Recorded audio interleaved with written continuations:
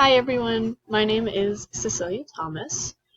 I currently do not have any nicknames, but if you say my name and it kind of sounds like it, I'll probably respond. Or if it's spelled kind of like my name, I know what you mean. Where am I from? I was born in Portland, Oregon, and I moved up to Spokane in 2011. And I've just lived here ever since, and that's why I'm attending the falls, because it's just easier that way. Educational and life goals. The short-term educational goal I have is I want to finish up my AA degree at the falls, and then I want to transfer to Eastern. And long-term from there, because it probably will be long-term, I would love to get my master's in history and education because I really want to be a high school education teacher. I think teaching high school kids would be really fun, and yeah. It's not middle school, so that's what's great. Life goals, just be happy.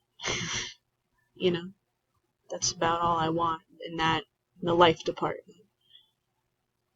What is culture? My definition of culture would be groups of people with a collection of beliefs and life experiences. I don't think this differs much from the textbook definition of culture. I don't think it differs much, but I think there's elements that I'm most likely leaving out. What are you hoping to learn in this class?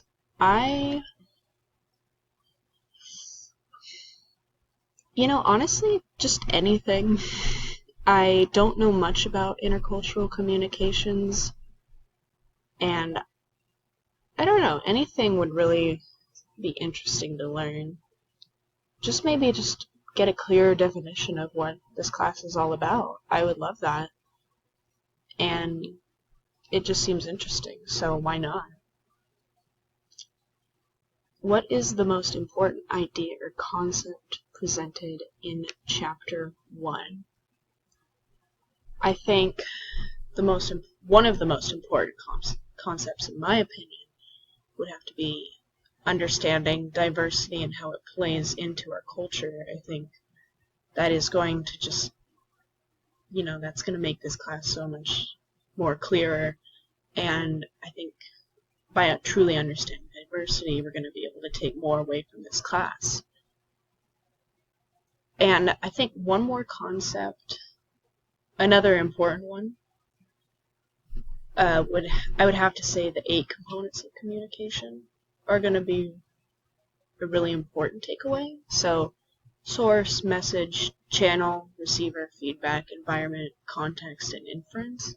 By understanding all of those, I think we will be able to just understand how communication works.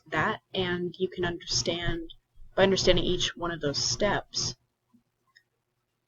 you're going to be able to understand, like, if the receiver doesn't quite understand your message, there may be something wrong with your source or your channel, so that's going to be you'll just be able to understand, like, where you go wrong, or if you do go wrong, where you'll be able to, like, backtrack it to.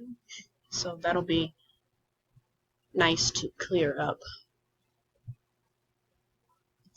What is one question you'd like to discuss with your peers from Chapter 1? One question that I'd like to probably discuss with my peers would be, because I remember they were saying in the reading, we were talking about how conflict is present in each conversation that we have, and then there's the peace imperative. And I guess a big question that I would have would be, at what point can conflict have damaging effects on a conversation? because from what I know, especially in today's culture, or at least the politics environment of it, that sometimes conflict and arguing can kind of rule a conversation. So at what point does that have a damaging effect on a conversation? And I have nothing more. So I hope you all have a great day, and we'll talk some other time. Bye!